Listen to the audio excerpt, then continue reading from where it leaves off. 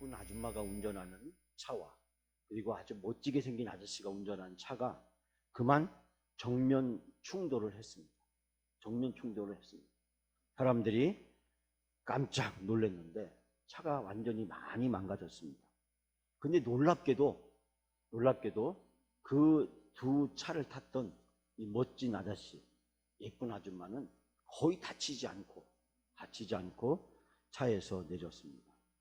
사람들이 그 두 사람을 쳐다보고 있을 때 그 예쁜 아줌마가 잘생긴 아저씨에게 다가가더니 이렇게 얘기했습니다. 차가 이렇게 돼버렸는데 사람은 이렇게 멀쩡하다니 아마 우리가 보통 인연이 아닌가 봅니다. 그렇게 말을 하면서 가까이 와서 빙그레 웃는 이 멋진 아줌마를 본 이 멋진 아저씨가 그렇다고 고개를 끄덕끄덕였습니다. 그러자 그 여자분은 차로 돌아가더니 뒷좌석에서 양주 한 병을 들고 왔어요. 그러더니 이 양주 한 병을 들고 이야기하는 말이 뭐라고 하냐면 이것 좀 보세요. 차가 이렇게 망가졌는데 이 양주병은 깨지지도 않았어요. 아마 이것은 우리의 인연을 축복해 주는 게 분명한 것 같아요. 우리가 이것을 똑같이 반씩 나눠 마시고 우리의 인연을 영원히 기념하는 출발점으로 한번 삼아보도록 하죠. 그러면서 그 양주병을 남자에게 병을 따서 주었습니다. 그 남자분은 이 여자분의 말, 이렇게 아름답고 멋있는 여자분이 자기에게 이렇게 와서 이야기하는 것을 보면서 너무나도 마음에 기쁨을 느낀 나머지 그 양주를 받아서 반을 꿀꺽꿀꺽 그 자리에서 마셔버렸습니다. 그리고 다 절반 정도 마시고 난 다음에 그 양주병을 여자분에게 주면서 자, 이제 당신이 마실 차례입니다 라고 이야기하자 그 예쁜 아주머니는 이 잘생긴 멋진 아저씨가 준 양주병에 뚜껑을 딱 닫더니 그 아저씨 차 운전수 옆자리에다 탁 놓는 것이었습니다.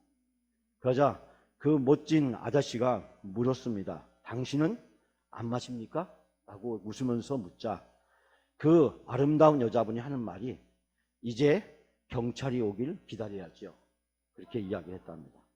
여러분 무슨 일이 있는 걸까요? 예? 무슨 일일까요? 경찰이 오면은 제일 먼저 뭘 할까요?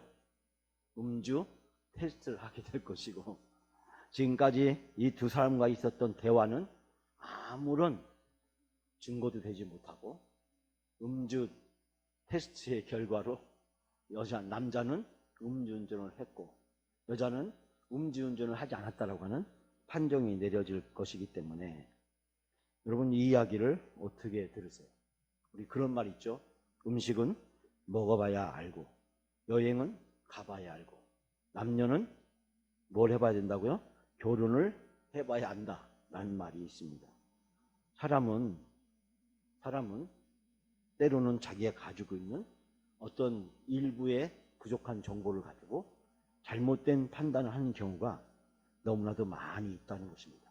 인간의 지식과 경험과 오감은 어떤 문제를 이해하고 판단하는데 중요한 것으로 쓰여지지만 그러나 그것은 너무나도 부족한 것이고 온전하지 못하다는 것을 아마 인생을 살아가시면서 수없는 일을 통해서 경험하실 것입니다.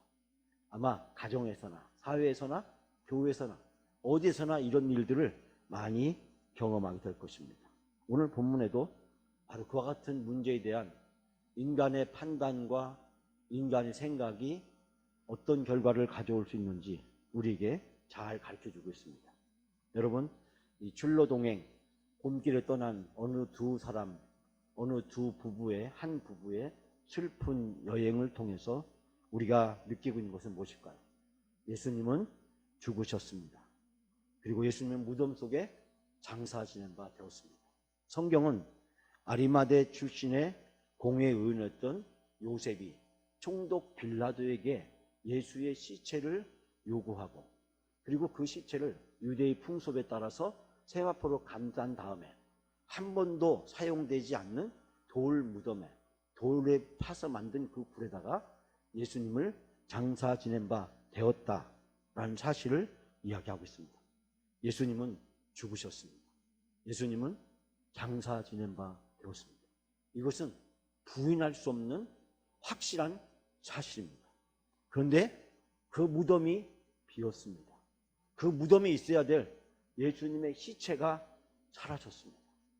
그리고 그 무덤을 방문했던 여자들에게 천사와 같다고 생각되는 그 어떤 존재가 하는 말이 무덤은 비었다고, 그리고 예수님은 살아나셨다고, 그리고 그분이 평소에 고난을 받고 죽은 다음에 다시 살아나야 되리라고 갈릴리에서 여러분들에게 말하지 않았느냐고 이야기를 했습니다. 여러분, 성경은 이 무덤에 갔던 여인들을 소개하고 있습니다. 막달라 마리아와 요한나와 야고보 어머니였던 마리아라고 이야기하고 있습니다. 왜 아리마대 사람 요셉이라는, 그리고 막달라 마리아, 요한나와 야고보의 어머니 마리아라고 하는 실명이 소개되고 있는 걸까요? 누가복음은 우리들에게 예수님의 십자가의 죽으심과 못지않게 예수님의 무덤이 비었다고 하는 사실을 객관적으로 알려주기 위해서 이와 같은 실명들을 통해서 우리에게 소개해주고 있는 것입니다. 즉 우리로 하여금 예수님의 빈 무덤에 초청을 하고 있습니다. 그리고 그 무덤에서 무슨 일이 있었는지, 무엇을 보았는지, 본 사람들에게 어떤 일이 일어났는지를 우리에게 소개해주고 있습니다. 이와 같은 충격적인 얘기를 듣고 들었던 예수님의 제자들은 그 사실들을 믿을 수도 없었고 부인할 수도 없었습니다. 그걸 믿자니 사실이 아닌 것 같고, 그리고 부인하자니 또 이렇게 현장에서 보고 왔던 사람들의 증언이 생생했기 때문이었습니다. 베드로가 달려갔지만 베드로는 아무것도 보지 못하고 비어있는 무덤만 보고 돌아왔습니다. 이런 상황에서 우리가 지난 3주 동안 함께 발견한 것처럼 글로바라고 하는 사람과 그의 아내가 엠마오라는 곳을 향해서 여행을 떠났습니다. 그리고 그들은 여행길에서 한 나그네를 만났고 그 나그네의 만남이 그 두 사람의 발걸음을 되돌려 놓았습니다. 엠마오로 가던 그 사람, 예루살렘에서 떠나서 엠마오로 가던 두 사람, 이제 엠마오로 가던 그 발걸음을 멈추고 다시 되돌아서 예루살렘으로 되돌아왔습니다. 그리고 그 두 사람은 예루살렘에 남아있던 다른 제자들에게 가슴 벅찬 이야기를 하기 시작합니다. 우리가 엠마오로 가다가 한 나그네를 만났습니다. 그 나그네는 슬픈 여행을 하고 있는 우리들에게 무슨 일이냐라고 물었습니다.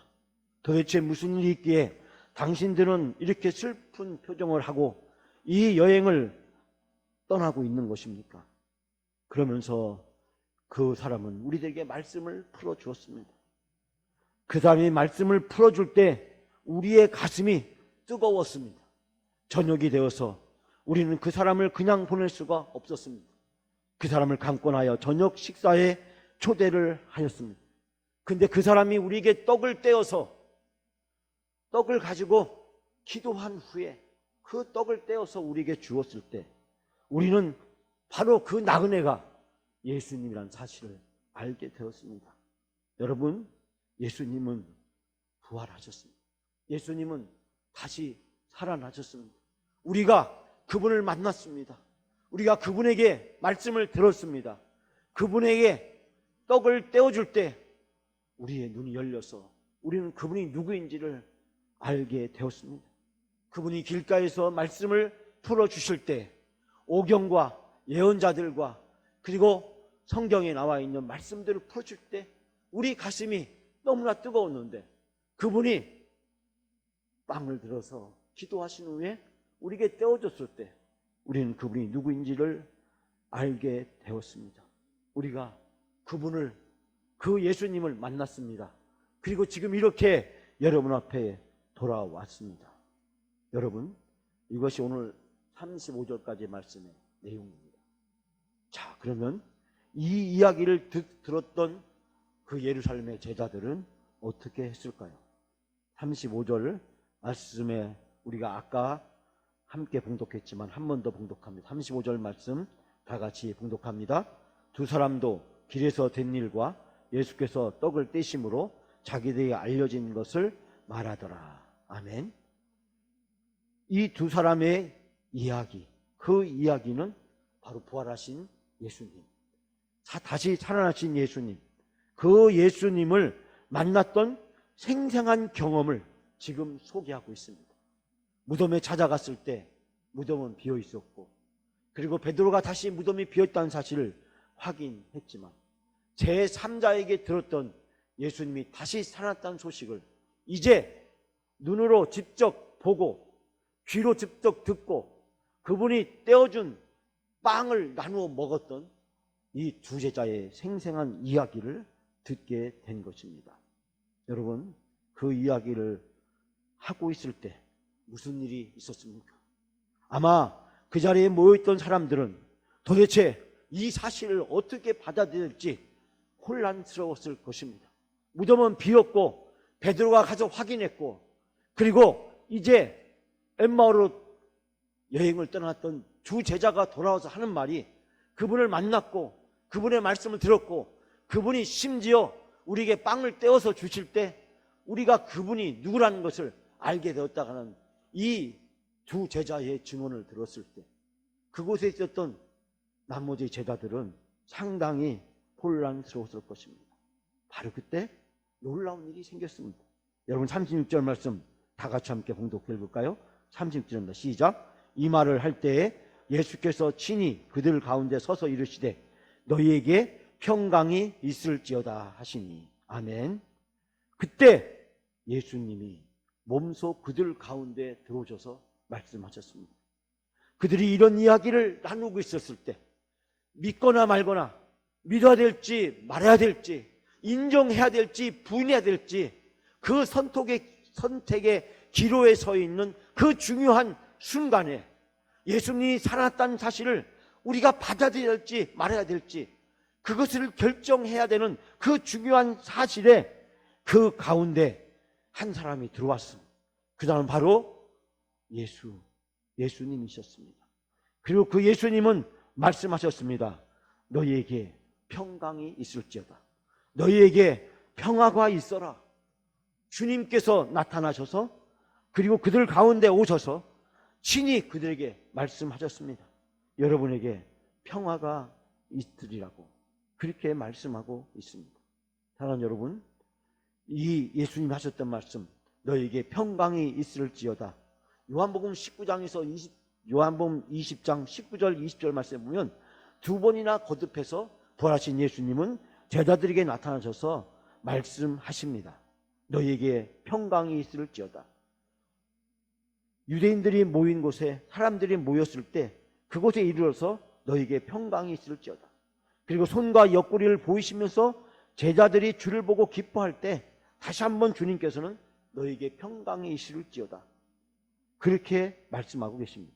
즉 다시 말씀드리자면 이 너희에게 평강이 있을지어다 라고 하는 것은 부활하신 예수님이 제자들 앞에 나타나셨을 때 보통 하는 인사였다는 사실을 우리는 여기서 발견하게 됩니다.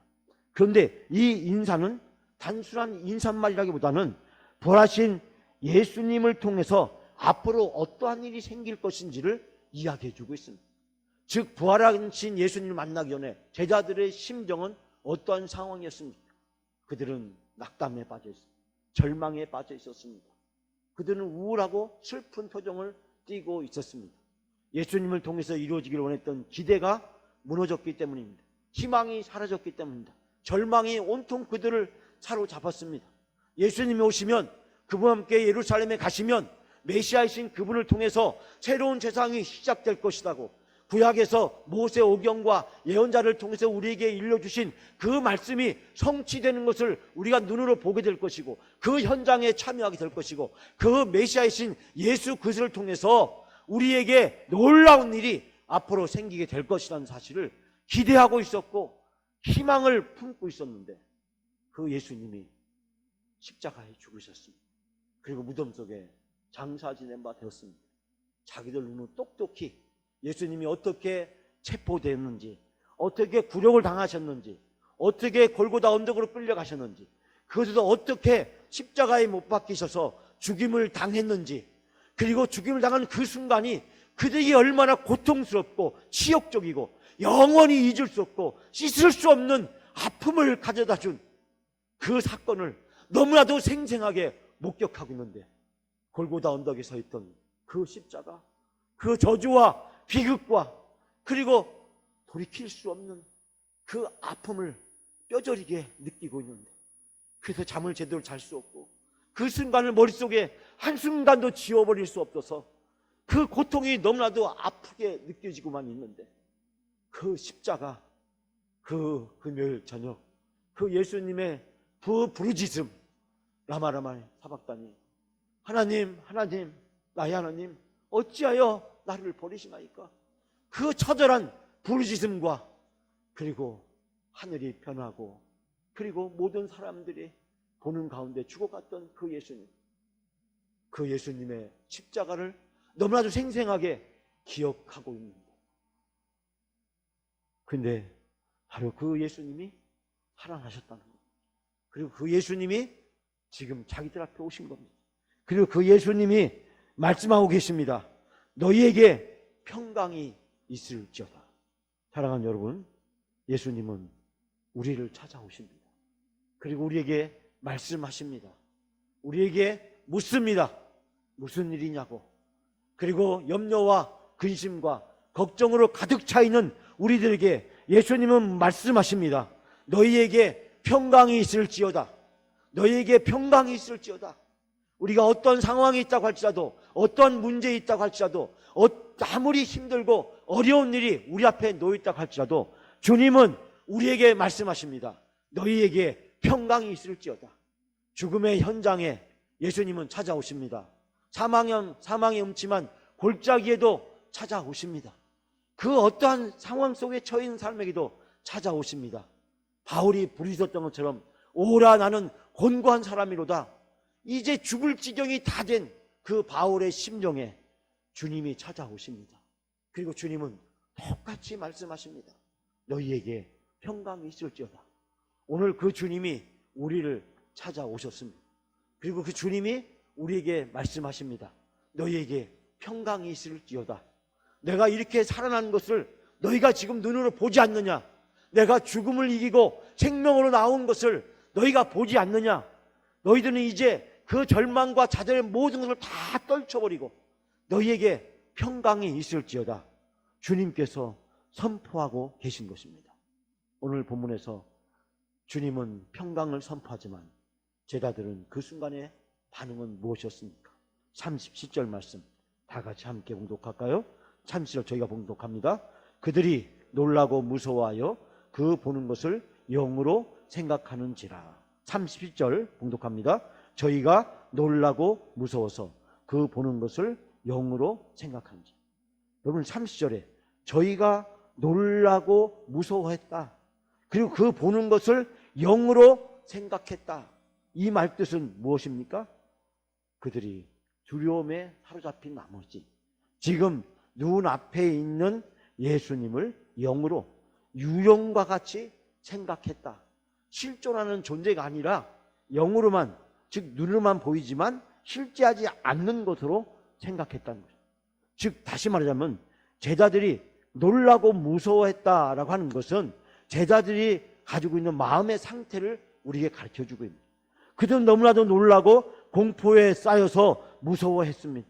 그리고 지금까지 있었던 무덤이 비었다, 무덤에 아무것도 없었다, 우리가 그 예수를 만났다라고 하는 그 일련의 세 차례의 보도를 그들은 받아들이지 못하고 있었다는 사실을 우리는 이 말씀에서 발견하게 됩니다. 그렇기 때문에 예수님이 직접 그들 눈앞에 나타났지만 눈앞에 나타난 그 예수님을 보고도 그들은 그 예수님을 영으로 생각했다. 영으로만 생각했다. 몸으로 자기들에게 온 것이 아니라 지금 영으로만 자기들 앞에 왔다라고 생각했다는 것입니다. 그럴 때 38절에 예수님은 그런 제자들의 마음을 아시고 말씀하십니다. 38절 다 같이 봉독합니다. 예수께서 이르시되 어찌하여 두려워하며 어찌하여 마음에 의심이 일어나느냐. 사랑하는 여러분, 두려움이라는 것은, 의심이라는 것은 믿음이 없는 상태입니다. 믿음이 없을 때 우리는 두려워하고 그리고 의심을 하게 됩니다. 신명기서를 보듯이 하나님은 모세를 통해서 이스라엘 백성들에게 두려워하지 말라라고 말씀합니다. 제가 전에 말씀드릴 때 성경엔 두려움이란 말이, 두려워하단 말이, 두려워하지 말란 말이 360번 정도 남아 기록되어 있다. 즉 365일 매일 하루에 한 번씩 이야기할 정도로 우리를 끊임없이 괴롭히고 있는 것은 무엇입니까? 그것은 바로 두려움입니다. 의심하는 것입니다. 우리 마음속에 믿음이 없는 것입니다. 믿음이 없을 때 우리는 두려워하고 의심에 빠지게 되는 것입니다. 어찌하여 너희는 당황하느냐? 어찌하여 너희는 마음에 의심을 품느냐? 즉 예수님께서는 왜 이들이 두려워하는지, 왜 의심을 갖고 있는지를 알고 계셨습니다. 그렇기 때문에 주님께서는 반문 형식으로 이들을 책망하시면서 예수님께서는 이들에게 내가 사망 권세를 이기고 다시 부활했음을 확증하기 위해서 오신 것입니다. 39절에 예수님께서는 그 제자들의 무서움, 두려움과 의심을 깨쳐버리고 그들이 부활하신 예수 그리스도를 확신할 수 있도록 한 발짝 더 나가십니다. 39절 말씀 다 같이 봉독합니다. 내 손과 발을 보고 나인 줄 알라. 또 나를 만져보라. 영은 살과 뼈가 없으되 너희 보는 바와 같이 나는 있느니라. 아멘. 내 손과 발을 보아라. 바로 나다. 나인 줄 알라. 라는 뜻은 바로 나다. 나를 만져보아라. 유령은 살과 뼈가 없지만 너희가 보다시피 나는 살과 뼈가 있다라고 이야기합니다. 눈으로만 보지 말고 이제 나를 직접 만져보라는 것입니다. 내가 다시 살아났음을 제자들에게 확증해 주고 계십니다. 즉 눈으로 보여주고 계시고 그리고 만짐으로써 나를 느낄 수 있도록 제자들에게 이 두려움과 염려와 의심을 떨쳐버리시는, 즉 예수 그리스도의 깊은 배려를 우린 여기서 발견하게 됩니다. 즉 영적인 부활이냐 아니면 육체적인 부활이냐, 사람들은 거기에서 치중해서 생각합니다. 이것이 육적인 것이냐 영적인 것이냐. 그러나 예수님은 여기에서 하시고자 하는 말씀은 영적이냐 육적인 것을 뛰어넘는 놀라운 사실을 우리에게 가르쳐주고 있습니다. 여러분 성경 말씀 고린도서 5장 10절 말씀에 그런즉 누구든지 그리스도 안에 있으면 새로운 피조물이라. 이전 것은 지나갔으니 보라 새 것이 되었다. 여러분 다 아시는 말씀이죠? 자, 이 고린도 5장 10절 17절 말씀, 그런즉 누구든지 그리스도 안에 있으면 새로운 피조물이라. 이전 것은 지나갔으니 새 것이 되었다. 제가 예수 그리스도를 믿었을 때 가장 혼란스러웠던 것이 하나 있었습니다. 내가 예수 그리스도를 믿음으로써 내가 거듭났고 새로운 사람이 되었다고 했는데 내가 내 삶을 돌이켜보니까 예수 그리스도를 믿기 전하고 예수를 믿은 이후에 제 삶에서 특별히 달라진 것을 찾아볼 수가 없었습니다.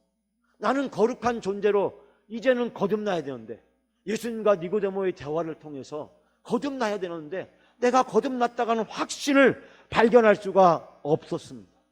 그런 의심을 빠졌던 저에게 고린도서 5장 10절 말씀은 그 문제에 대한 해답을 주었습니다. 예수 그리스도를 만나기 이전과 예수 그리스도를 만난 이후에 제 삶에 대한 확신을 주었습니다. 그리스도 안에 있으면 새로운 피조물이다. 이전 것은 지나갔으니 보라 새 것이 되었도다. 이 말씀을 쉽게 해석해보면 예수님을 믿으면 새로운 존재가 됩니다. 새로운 존재, 그것은 낡은 것이 사라지고 새 것이 나타났습니다. 즉 이전에 하지 않았던 새로운 일을 하게 됩니다. 예수 그리스도를 만나기 이전에 하지 않았던 그 일을 예수 그리스도를 만난 이후에 그 새로운 일을 하게 된다. 즉 이전에 예수 그리스도를 만나기 전에 없었던 새로운 일이 예수 그리스도를 만난 이후에 내 삶에서 생겨났다고 하는 것입니다.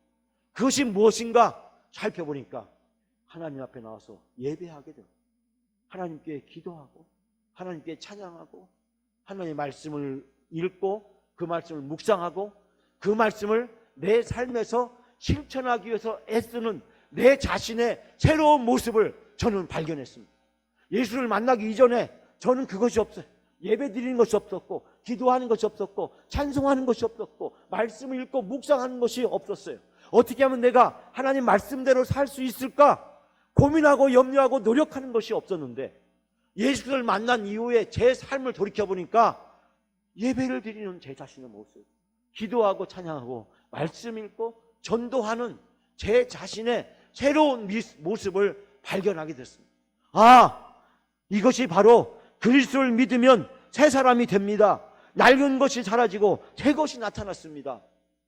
새 것이 된 제 자신의 새로운 모습, 그것은 뭐라고 말로 설명할 수 없는 것입니다.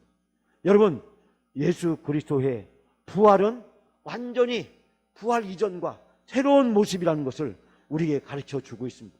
엠마오로 가는 두 제가 경험한 것은 부활하기 이전에 그 예수 그리스도의 모습과 그리고 부활하신 이후에 그 예수 그리스도의 모습은 전혀 다른 것입니다. 그 때문에 그들이 떡을 떼어주는 순간, 그분이 예수님이라는 것을 알아본 순간, 예수님은 더 이상 자기들 눈앞에서 볼 수가 없었습니다. 그런데 바로 그 예수 그리스도가 지금 다시 제자들에게 오셔서 제자들에게 말씀하십니다. 그리고 손과 발을 보이시고 손과 발을 그들에게 보여주시고 말씀을 하셨습니다. 그 예수 그리스도께서 41절에 이렇게 말씀하고 있습니다. 41절 다 같이 마지막으로 함께 봉독하기로 합니다. 다 같이 봉독합니다. 그들이 너무 기쁨으로 아직도 믿지 못하고 놀랍게 여길 때에 이르시되 여기 무슨 먹을 것이 있느냐 하시니. 아멘. 너무 기뻤습니다. 그 말씀하는 순간에 지금 찾아오셔서 너에게 평강이 있을지어다. 두려움과 의심에 빠져있는 제자들에게 평강이 있을지어다. 그리고 내 손과 발을 보고 보여주시면서 내가 누구인지 알라. 아마 그 예수님의 손에는, 예수님의 발에는 십자가에 못 박혔던 그 못자국의 흔적을 거기서 제자들은 보았을 것입니다. 다른 사람에게 볼 수 없는 것, 살아있는 사람에게는 볼 수 없는 것, 손과 발에 못자국 난 그 손, 그 발, 그때 피 흘리시면서 그 십자가에 죽으신 그 모습, 그리고 옆구리에 창으로 찔려서 물과 피가 나왔을 때 그 옆구리의 창자국을 아마 이곳에 있었던 제자들은 보았을 것입니다. 예수님이 아니라면 가질 수 없는 상은이었습니다. 예수님이기 때문에 예수님만이 가지고 있는 상은 바로 십자가에 못 박힐 때 구멍 났던 이 손바닥, 그리고 발등의 상처, 그리고 찢겨진 그 옆구리를 생생하게 그곳에 있던 제자들은 볼 수 있었습니다. 그때서 제자들은 깨닫게 되었습니다. 아, 바로 이분이 예수님이야. 이분이 바로 십자가에 죽으셨던 바로 그 예수님이야.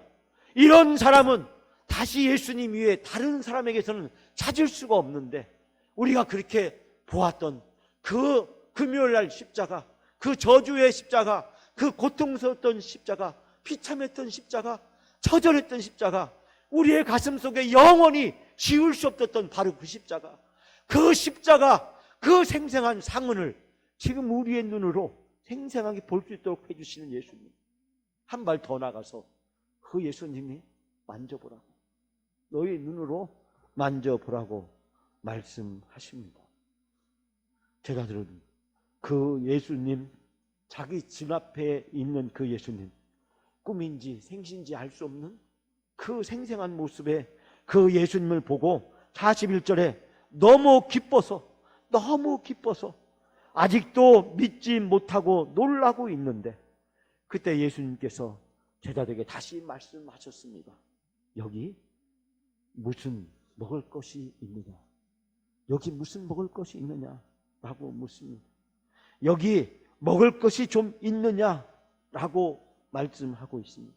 사랑하는 여러분, 기뻐서 어쩔 줄 모르고 있는 그 상황 속에서도 그 놀라움이 지금 제자들을 휘어잡고 있습니다. 너무 놀라서, 너무 기뻐서 정말 무슨 말을 해야 될지 모르는 바로 그 순간에 예수님께서 말을 던지셨습니다. 여기 무슨 먹을 것이 있느냐? 여러분, 예수님은 제자들이 부활하신 예수 그리스도를 지금 확인하는 이 순간에 식사의 자리로 그들을 초대하셨습니다. 식사의 자리로 제자들을 초대하셨습니다. 마치 엠마오라는 두 제자가 식탁에서 예수님께서 빵을 들어서 축사하시고 축복기도 하시고 그 빵을 떼어서 그 빵을 찢어 주시면서 내 살이 너희가 먹으라고 말씀하셨을 때 제자들의 눈이 확 열려서 그분이 바로 예수님인 걸 알게 되었던 것처럼 예수님은 이 벅찬 기쁨과 감격과 놀라움에 사로잡혀 있는 제자들을 식탁으로 초청하셨습니다. 그리고 42절, 43절에 예수님은 너무나도 자연스럽고 일상적인 모습으로 예수님이 다시 살아났음을 증명해 주고 있습니다. 구운 생선 한 토막을 그 앞에서 받으시고 잡수셨습니다. 사랑하는 여러분, 오늘 예수님은 우리의 삶으로 찾아오십니다. 그리고 예수님은 오늘도 우리를 만나 주십니다. 예수님은 오늘 우리들에게 무슨 일이라고 묻습니다. 예수님은 우리들에게 말씀을 풀어 주십니다. 예수님은 우리를 식탁으로 초청하십니다. 그리고 예수님은 우리를 위해서 빵과 떡을 들어서 축복기도 하시고 그리고 그 빵과 떡을 찢어서 우리에게 주십니다. 그리고 주님께서 말씀하십니다. 이것은 너희를 위하여 흘린 상한 내 몸이고 내 피라고 너희가 먹으라고 마시라고 주님께서 우리들에게 떡을 떼어 주십니다. 주님은 오늘도 우리들에게 보여주십니다. 내가 너를 위해서 십자가에 죽었던 그 십자가에 박혔던 그 손바닥에 못자국 그리고 발등에 난 그 상처 그리고 옆구리에 난 이 찢겨진 물과 피가 흘렀던 그래서 예수님을 사망으로 이르게 만들었던 그 창자국을 보여주십니다. 뿐만 아니라 예수님은 우리들에게 말씀하십니다. 와서 만져보라고. 사랑하는 여러분, 오늘 이 예수님을 만나시는 여러분이 되시기 바랍니다. 빈 무덤에서 예수님을 만나시기 바랍니다. 엠마오로 가는 여러분의 인생길에서 예수님을 만나시기 바랍니다. 예수님이 떼어주시는 떡을 먹어보시기 바랍니다. 예수님이 보여주실 때 눈으로 보는 여러분이 되시길 바랍니다. 만져보라고 말씀하실 때 만져보는 여러분이 되시기를 바랍니다. 사랑하는 여러분, 그리고 우리는 이렇게 고백합시다. 예수님은 살아계십니다. 예수님은 살아계십니다. 내가 그 증인입니다. 내 눈으로 보았습니다. 내 두 손으로 똑똑히 만져보았습니다. 그리고 그 예수님이 오늘 나에게 찾아오셔서 말씀하셨습니다. 명찬아, 너희에게 평강이 있을지어다. 우리 영광교회 성도들 이름을 부르면서 한 사람 한 사람의 이름을 불러가면서 영광아, 너희에게 평강이 있을지어다. 주님께서 말씀하십니다. 요한복음 14장 20절 말씀에 너희에게 평안을 끼치노니 곧 나의 평안을 너희에게 주노라. 내가 너희에게 주는 것은 세상에 주는 것과 같지 아니하노니 너희는 마음에 근심도 하지 말고 두려워하지 말라. 사랑하는 여러분, 근심도 하지 말라고 두려워하지 말라고 우리에게 평안을 주신다고 주님은 말씀하고 있습니다. 엠마오 가는 인생길을 걸어가는 두 제자에게 찾아오신 예수님, 오늘 우리 영광교회 그분이 오셨습니다. 그분은 부활하셨습니다. 그리고 그분은 우리들에게 평강을 주고 계십니다. 우리가 한 주일을 살아가면서 우리 인생을 살아가면서 어떤 일이 있다고 할지라도 이 부활하신 예수님을 눈으로 보고 만져보고 주님이 떼어주신 떡을 먹고 마시고 주님과 함께 평강을 누리는 여러분의 삶이 다 되시기를 바랍니다.